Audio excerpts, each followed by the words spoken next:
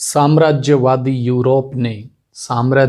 Europe ने America और Australia में ऐसे भी कहर ढहलाए कि वहाँ के मूल निवासियों को किया विस्थापित और अपने आसियां बसाएं। नमस्कार दोस्तों, आप हैं igniting minds with doctor JP Dalal के साथ और आज इतिहास के पन्नों से हम मॉडर्न वर्ल्ड हिस्ट्री के बहुत ही इंपॉर्टेंट टॉपिक आपके सामने लेके आए हैं। History of America and Australia means मूल निवासी जो अमेरिका और ऑस्ट्रेलिया के थे उनको किस तरीके से विस्थापित किया गया, एक जगह से डिस्प्लेसमेंट किया गया।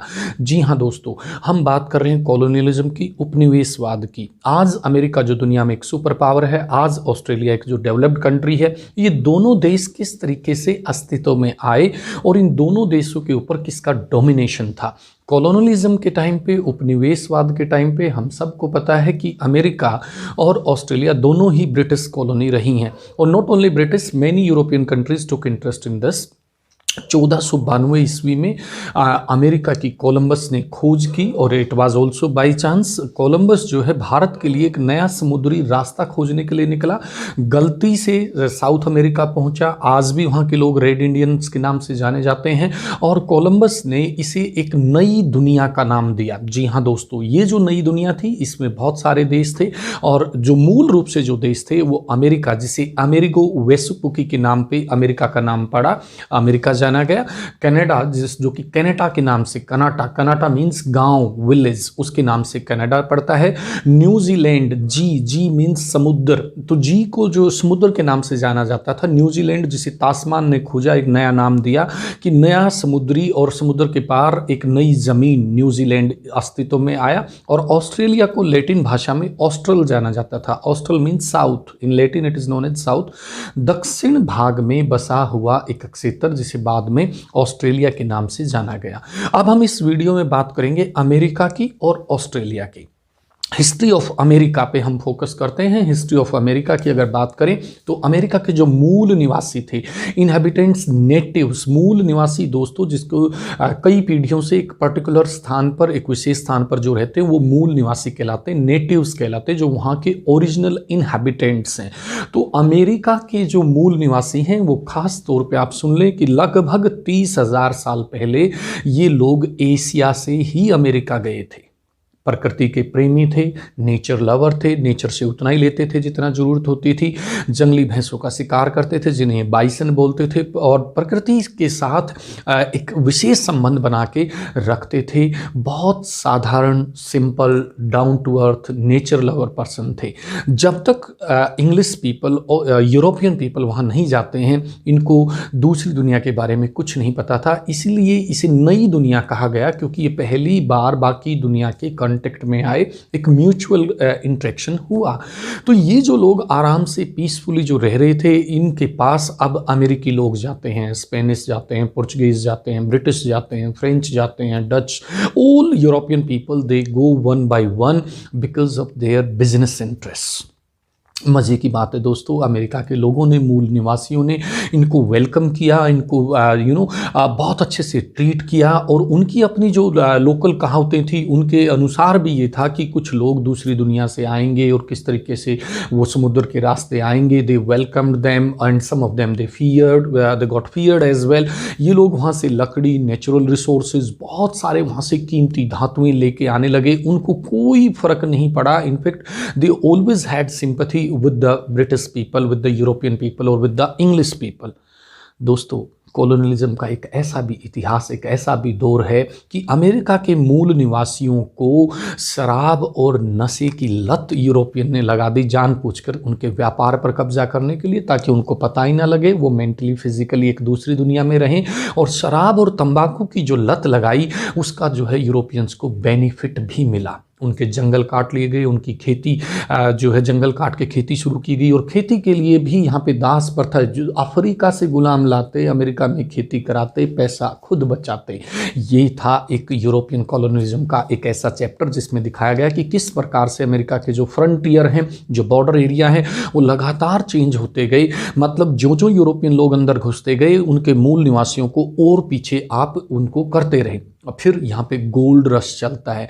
1840 का जो दौर था, जब उस समय पे गोल्ड रश, पूरे यूरोपियंस लोग वहाँ जाके बस जाते हैं और वहाँ पे सोने की खानों के चक्कर में और लगातार या अफ्रीका से गुलाम लाके या अफ्रीका की मेन फोर्स लाके वहाँ से वर्क फोर्स लाके यहाँ लगाते और यहाँ कुछ लोग सेटल हो गए। अब यूरोप की अपनी प्रॉब्लम्स थी, वहाँ के राइट्स, वहाँ की प्रॉपर्टीज़ के इशू थे, वहाँ पे डेवलपमेंट बहुत थी, वहाँ पे इनको रिकग्निशन नहीं मिल रही थी, वहाँ पे ये पीसफुली या अपने नाम को आगे रिकग्नाइज नहीं करवा पा रहे थे। That's why many of the people they settled there in America. और इसलिए कहा जाता है कि अमेरिका का जो अपना इतिहास है वो मिला जुला इतिहास है। बहुत सारे लोग, जैसे मैंने बताया, एशिया से मूल निवासी गए, यूरोपियन लोग जाके वहाँ बसे और उसके बाद जब दुनिया सेकेंड इंडस्ट्रियल रिवोल्यूशन देख रही थी, 1860 का जो दौर था, जब तक रेलवे आ चुकी थी, उस समय अमेरिका में दास प्रथा का सिस्टम था। 1861 से 65 तक सिविल वार होता है और अमेरिका के अंदर बहुत ज़्यादा मारकाट होती है ब्लैक एंड वाइट्स के ऊपर, अपार्टहाइड रंग भेद की पॉलिसी के ऊपर, दास प्रथा के ऊपर बहुत इश्यूज अमेरिका में रहते हैं।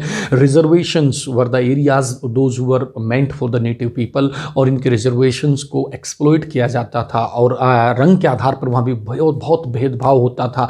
लेकिन 1860 का दौर जो आता है दोस्तों, 1860 से 90, विद इन 30 ईयर्स, मैंने कहा कि दुनिया में सेकेंड इंडस्ट्रियल रिवोल्यूशन चल रही थी और यहाँ पे बिगिनिंग हुई थी। With in 30 years America took lead in industrial revolution और 1890 तक अमेरिका खुद एक साम्राज्यवादी देश बन गया। जो कल तक खुद कॉलोनी था, खुद गुलाम था, आज वो एक साम्राज्यवादी देश बन गया और इसने हवाई, फिलीपींस आदि एरियाज पे कब्जा कर लिया। 1920 से 1960 का जो दौर अमेरिका का था, मतलब after first world war and post second world war, जो 1939 से 1945 होता है, उसके बाद 1960, 1920 से 60 का जो दौर था, यहाँ अमेरिका में बदलाव की लहर आती है और अमेरिका में जो अधिकार हैं वो काले लोगों को या बैकवर्ड लोगों को या सो कॉल्ड नेटिव लोगों को वो दिए जाते हैं, उनको मुख्य धारा में जोड़ने की कोशिश की जाती है।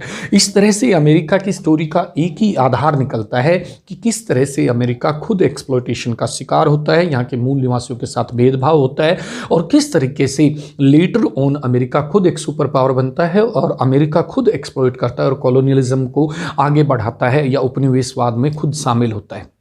जी हाँ दोस्तों, अब हम बात करते हैं ऑस्ट्रेलिया की। मैंने बताया कि ऑस्ट्रेलिया, जिसे दक्षिण भाग या ऑस्ट्रल कहा जाता था, उससे निकला लेटिन भाषा के शब्द से।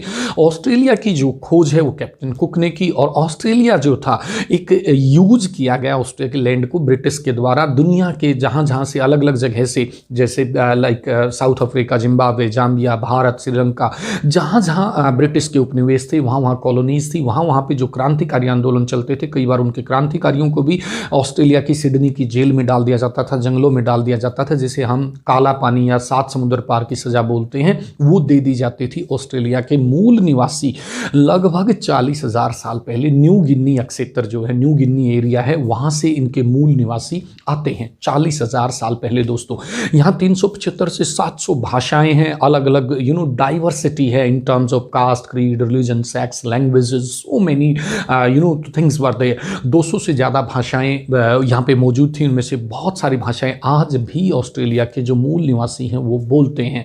यूरोपियन डोमिनेशन होता है, कंट्रोल होता है। फाइनली 1911 में कैनबरा, जिसे सभास्थल का भी नाम बोला जाता है, जिसका लिटरल मीनिंग सभास्थल है, कैनबरा को कैपिटल बनाया जाता है। उसके बाद का जो दौर है, उस दौर में 1968 में particularly the great Australian silence by W Stanner, और फिर इसके अलावा बहुत सारे लोग, राइटर्स इस मुद्दे को उठाते हैं कि भाई यहाँ के मूल निवासियों के साथ जो भेदभाव हुआ है। एक मूवमेंट भी चली ऑस्ट्रेलिया में, बहुत सारे एशियाई लोग जाके बसने लगे तो इसका भी विरोध किया गया। यूरोपियन लोग बसे, उसको वेलकम किया गया। ऑस्ट्रेलिया में भी रंग भेद का इशू चला, ऑस्ट्रेलिया में भी बहुत सारे इश्यूज आए, but as a whole Henry Ronald की जो एक बुक थी जो कि बहुत फेमस ऑस्ट्रेलिया में हुई, why were not we told, कि हमें बताया क्यों नहीं गया।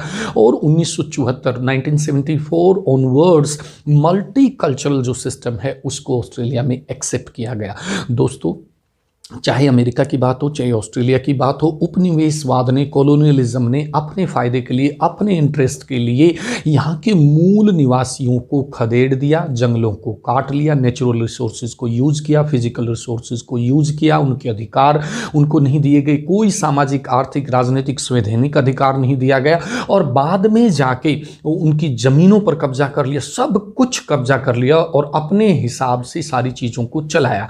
लेकिन फिर 2 डिसीजंस डिसीजंस लिए जाते हैं। एक तो टेरा न्यूलिस जो बोलते थे जो ज़मीन किसी की नहीं है, वो ऑस्ट्रेलिया में उसके ऊपर डिबेट चलती है। फाइनली 2 डिसीजन लिए जाते हैं कि मूल निवासियों का ज़मीन पर अधिकार, एक तो ये दिया जाता है, और दूसरा 1820 से 1970 के बीच में जो गुम हुए बच्चे थे उसके लिए एक नेशनल सोरी डे, जी हाँ, नेशनल सोरी डे 26 में every year it is celebrated in Australia.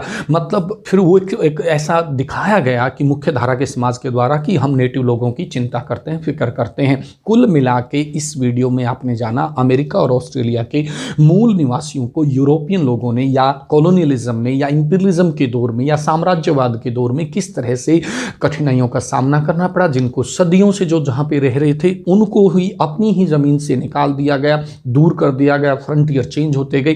Finally coming to the end of the video we are coming to the point कि ऑस्ट्रेलिया में किस तरह से फिर सॉरी बोला गया। और last but not the least I will say कि नेटिव्स को रिजर्वेशंस में डालकर किया घोर पाप, नेटिव्स को रिजर्वेशंस में डालकर किया घोर पाप, और बाद में सोरी डे बोलकर कर रहे पश्चाताप।